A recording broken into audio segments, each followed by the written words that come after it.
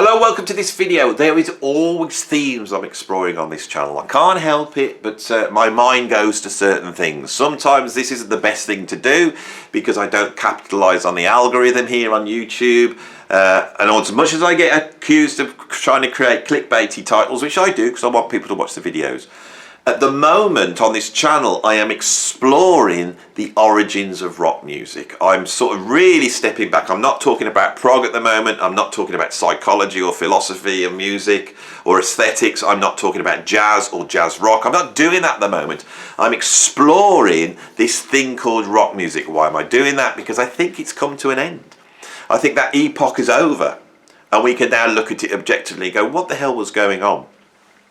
Rock music for me is different to rock and roll. There is a watershed year, and I've become very aware of this in trying to study this phenomenon called rock music. The watershed year is 1966 for me. We see the change culturally happening around about 1962. And I would put that the year from where culture moves from a sort of a modernist view of the world to a postmodernist view of the world. So I could walk into a college, look at a kid sat there dressed in a way which, not every single kid, but there will be kids in there that are dressed in a way which would not be out of place in 1966, 67. You know, long hair, clothes, you know, all that type, you know, obviously clothes.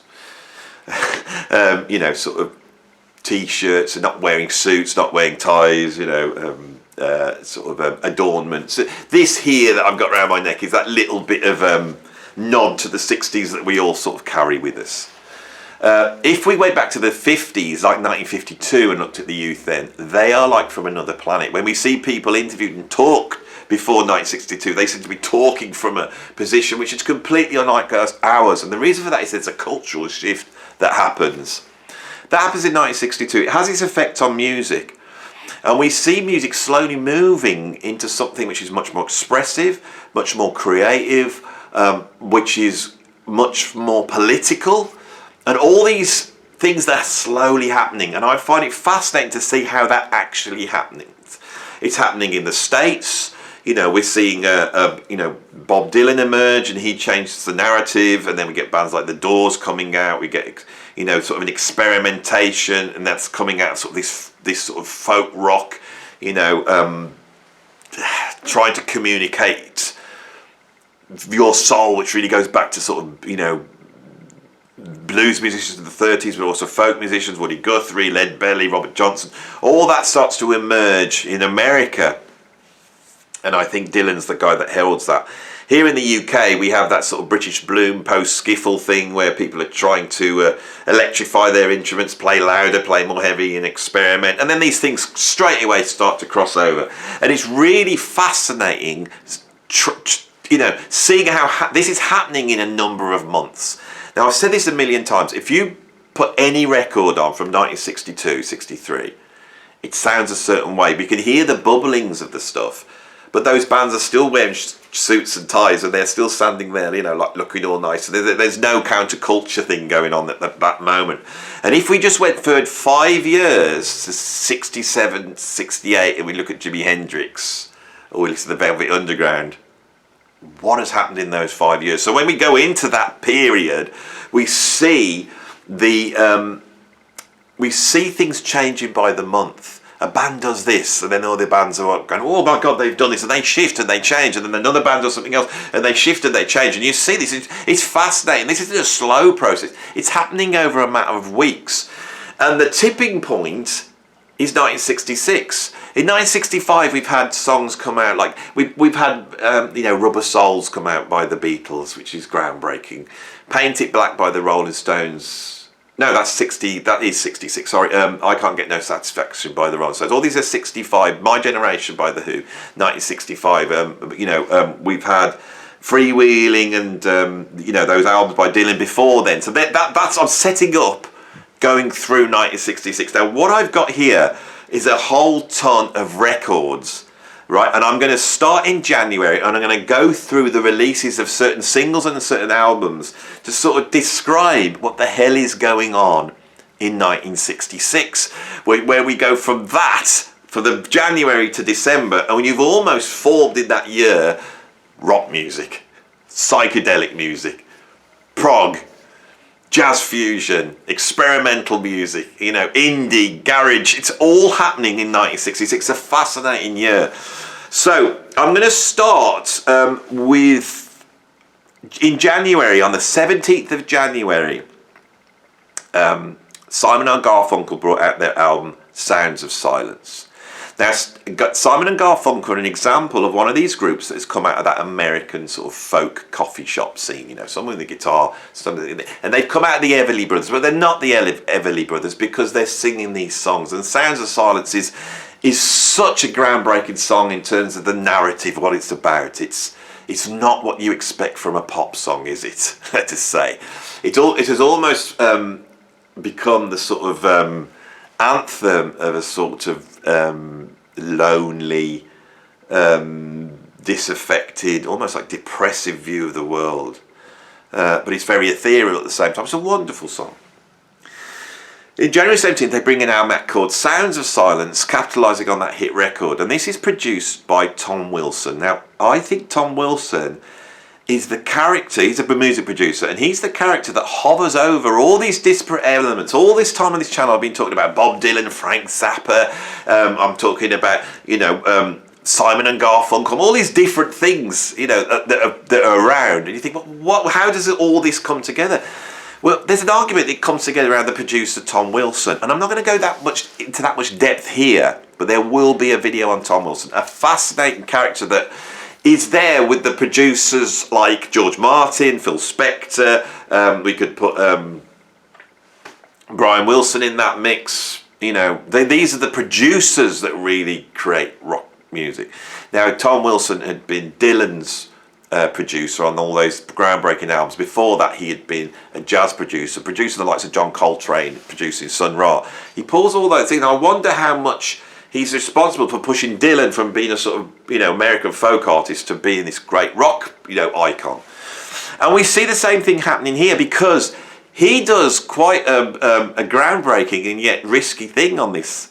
Is he takes that acoustic Sounds of Silence record and he overdubs Phil Spector style this rock band onto the top, guitars, drums and bass, taking that folk song and turning it into a rock song. Right? Think about that. January the 17th, 1966, Tom Wilson does that, and of course it becomes a great big hit.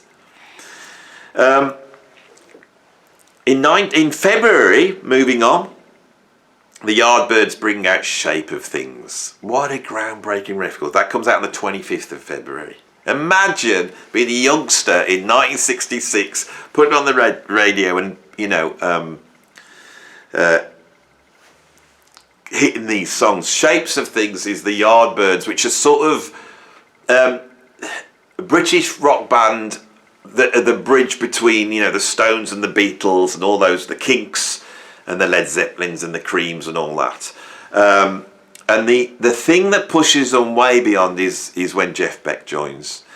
And on this record, the Shape of Things, and I haven't said this on the channel, when you go and listen to it, 1966, February 1966, this is the beginning of almost everything. You know, it's heavy rock, heavy metal. It's got elements of prog in it, and it's got that sort of Nietzschean, you know, will to power. It's the same as like I Could See for Miles. It puts the person in this sort of outer, objective, godlike place. It's not what we associate with a pop song.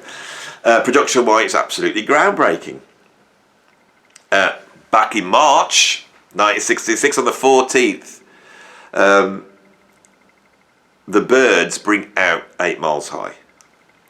The Byrds being, again, this idea, this American thing where you take this sort of folk music, you then start to sing from your own personal perspective rather than singing sort of standard folk songs that go back hundreds of years, and then you electrify it.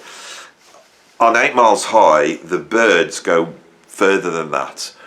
They start to bring in the influences of experimental jazz, free jazz. This is really influenced by John Coltrane.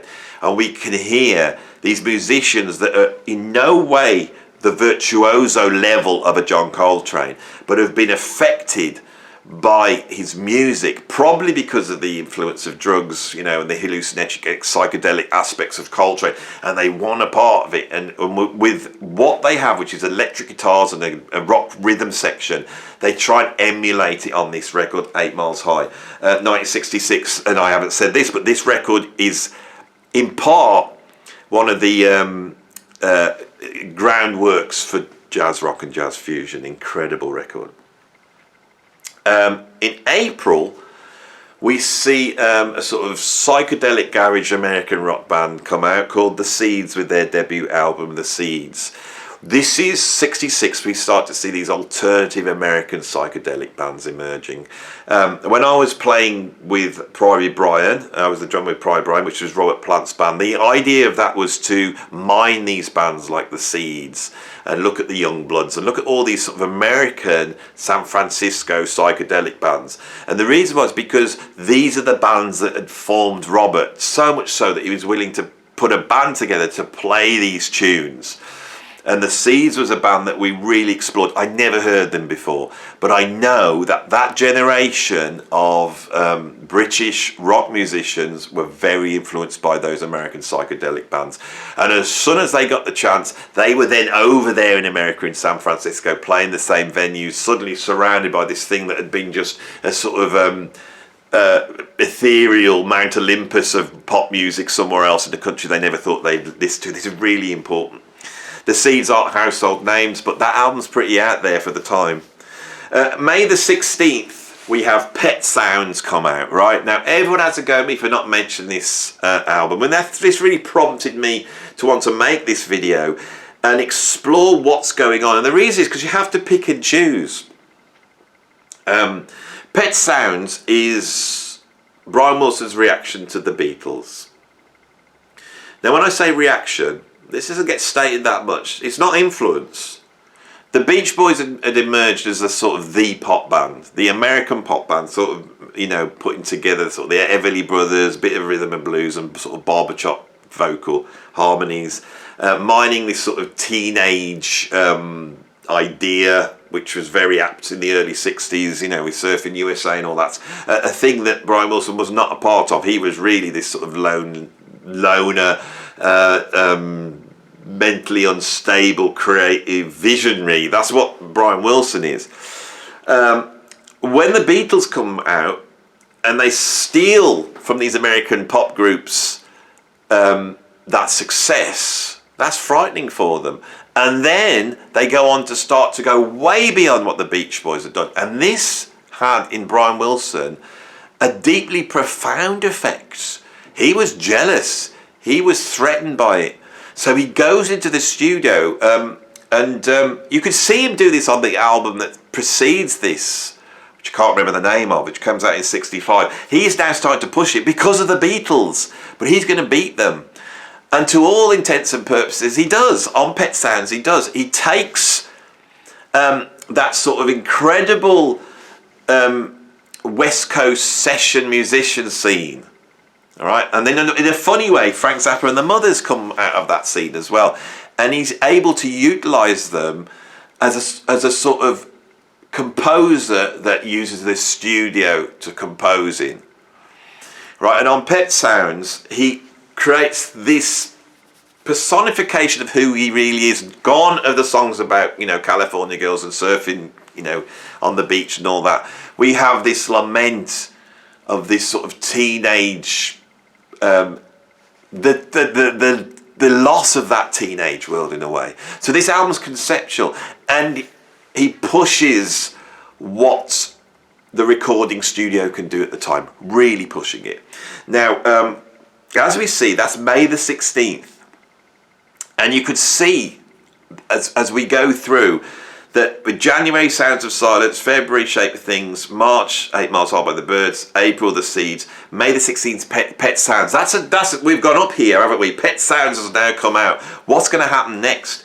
That same month, as a single comes out by the Rolling Stones called Paint It Black.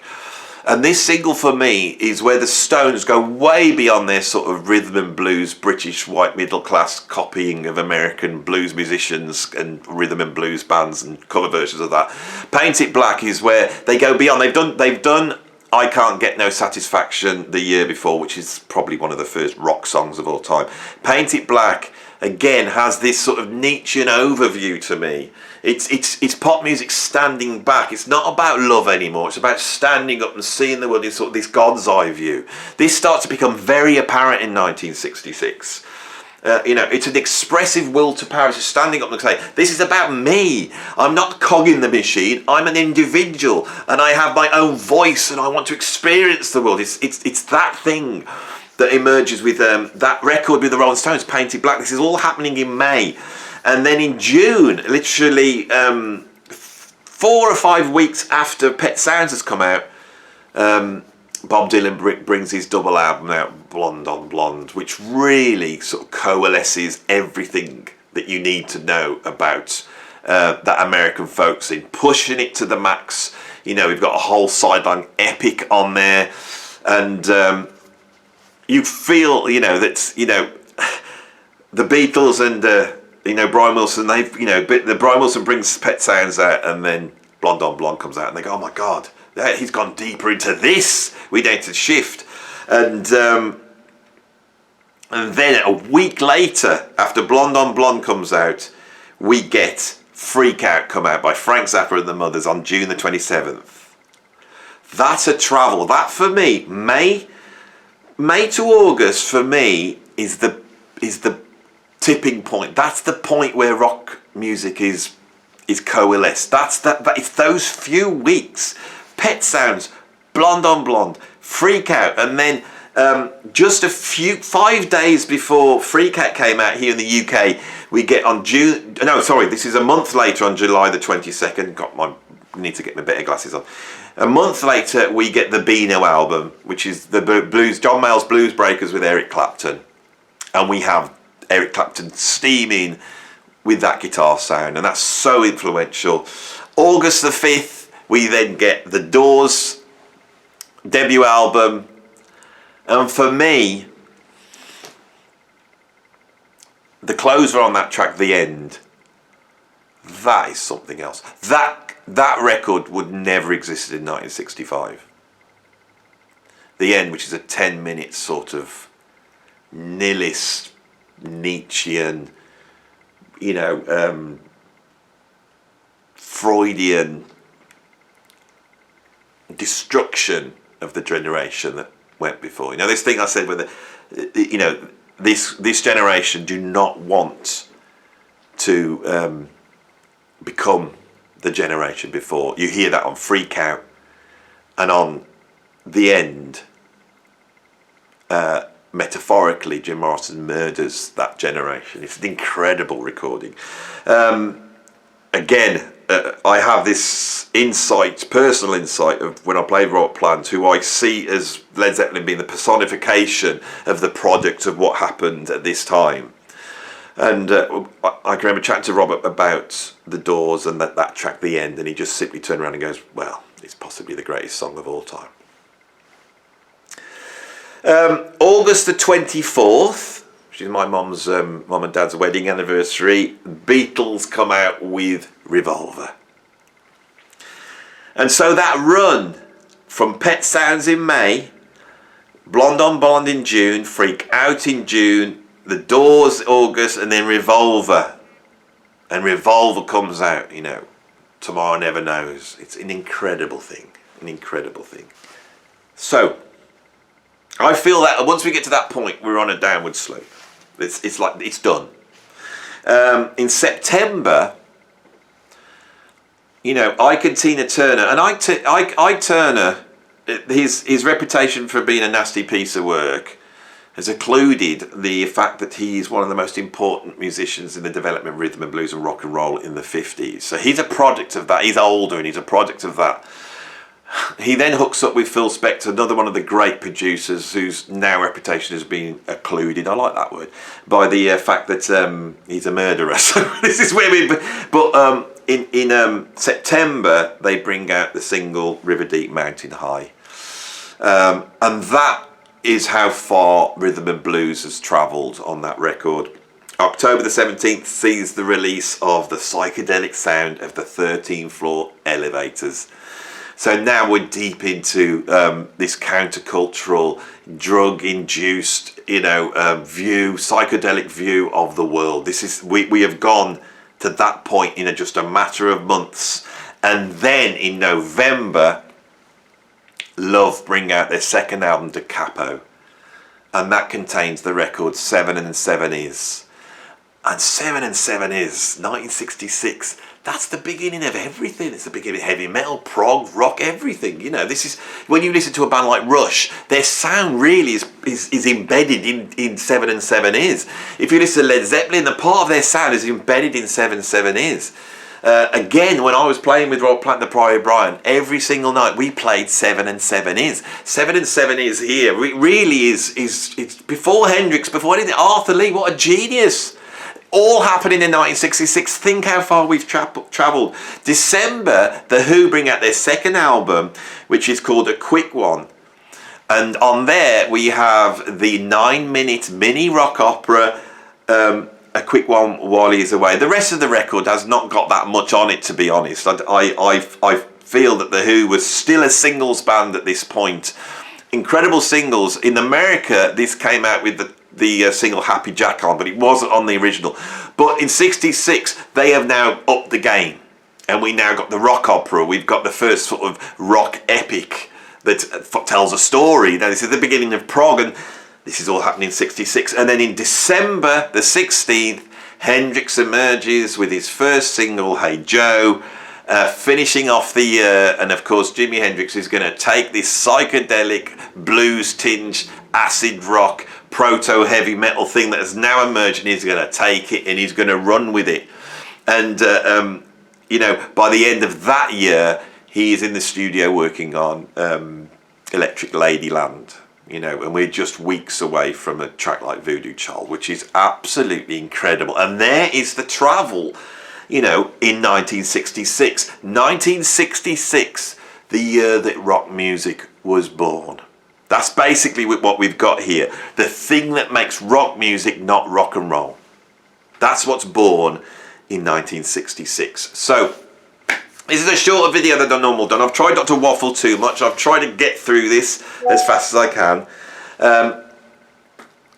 I'm going to go now. That's it. I don't want to talk any longer. That's it. So if you like this video and you like this sort of stuff, I'm fascinated by this. On this video, there's so much that I could expand on. And the first thing I want to expand on is the incredible producer Tom Wilson, because I think he's the character that pulls this all together. I'm going to do it now, actually. I'm going to do it now. I'm not going to do that video. Those of you who got to the end of this video, now you can go now if you're not interested in this bit. But I'm now going to go deeper into this idea of Tom Wilson. So Tom Wilson was born in 1931. He African-American musician, real interest in jazz, real interest in experimentation. He gets brought in as a producer in the 1950s, and he starts to produce artists like Sun Ra, highly experimental artists that are pushing the envelope. Sun Ra is like a visionary in the 1950s. He's so ahead of his time, with his band sat in this commune playing his weird big band jazz, which is based upon Fletcher Henderson charts, but he's pointing to this sort of alternative, sort of black science fiction view of the world, where he believes he's come from Saturn. His band is dressed up in all these space outfits. It's psychedelia before psychedelia has happened. And that's very important. Tom Wilson's producing those artists. He's producing avant-garde free musicians like Cecil Taylor. In 1959, he oversees an album which has come out in a whole bunch of different titles. And I think I know it's called Stereo Drive. You'll have to look this up. I can't remember. It'll be on the video now. Where he puts Coltrane with Cecil Taylor and Kenny Dorham. Kenny Dorham's like the old school bebop trumpet player. Cecil Taylor's this free jazz future, and Coltrane's somewhere in the middle. It's an incredible album. This is what Tom Wilson's doing. He's also producing albums, by people like Herbie Mann, very commercial jazz albums, trying to take jazz and move it into that popular sphere. In 1963, he then produces Freewheeling by Bob Dylan, and that's the album where Dylan stops just doing cover versions of old folk songs, Woody Guthrie songs and stuff like that, like he did on his debut album, and he starts to sing from his own point of view. He starts to express himself in his own way. And so we see Tom Wilson now overseeing the development of Bob Dylan through this period. And I know it seems counterintuitive, but him coming from that avant-garde jazz area and that populist jazz area and pushing perhaps the integration of electric instruments, the idea of bringing improvisation, all those things are coming in the Dylan albums, I think, in a very subtle way, but in a way which is like absolutely revolutionary to the history of rock music. In 1965, this visionary signs Frank Zappa, and he then is the producer on Freak Out and Absolutely Free, the executive producer on We're Only in It for the Money. So many people have challenged me when I've said that Frank Zappa would not have happened if it wasn't for Bob Dylan, even though we know Zappa name checks Dylan as an influence. Well, and they say, Zappa was, he was older than Bob Dylan. He was experimenting with these ideas in the 1950s. All that's true, but he would never have got a record deal doing Freak Out in 1964-63. Right? Dylan opened the doors, and we're saying he actually opened the doors. He actually opened the doors for Tom Wilson to walk into that club where the Mothers were playing and see something, right? Sign that group and then support them financially in bringing in like an orchestra for Zappa, letting him make Lumpy Gravy, all this stuff that he does. He opened the doors at that time. It's quite interesting in the sort of mid to late 60s to actually look at the albums he's producing. Another album that he produces at this time, Tom Wilson, another album he produces is the Velvet Underground with Nico. That's the Banana album. Again, I've been talking a lot about this on this channel because that again lays the groundwork for all these sort of punk bands, indie bands, experimental bands, postmodernist bands. That's how I describe it. And he also in '68 produces Soft Machine's first album. He's even had a hand slightly in the development directly of progressive rock with that album. So Tom Wilson is very, very important. If we step back and look at what he's bringing in, what he's doing, he's pulling in America specifically, he's pulling in a whole bunch of disparate influences and focusing them down a certain line. Now, in 1978, he has a heart attack and dies. And I think anyone who dies in that period, if they don't achieve legendary status like Janis Joplin or Jim Morrison, they disappear from view. So he hasn't got the reputation of a Phil Spector or a Brian Wilson or a George Martin because he was no longer around. His production work in the 70s sorts of peters off, but he is so important, and I believe this is the guy that unifies these disparate elements that I'm talking about on this channel. So that is my little talk. I won't have to do that video now. I was going to go more depth and go through some of these albums, but I've gone through a lot of these albums on this channel. But if you wanted to go and get 4 albums that represent Tom Wilson and what he does, I would say Freewheeling by Bob Dylan, Freak Out by the Mothers of Invention, The Velvet Underground and Nico with the Banana album, and then Soft Machine's debut album. And if you listen to that, you will hear, and I've just done that in sort of chronological order, you will see and get a deeper idea of how these disparate elements of prog, avant-garde rock, jazz fusion, experimental, classical, doo-wop, whatever Zappa is, and this sort of American folk idea of Bob Dylan, you will see how those all link together.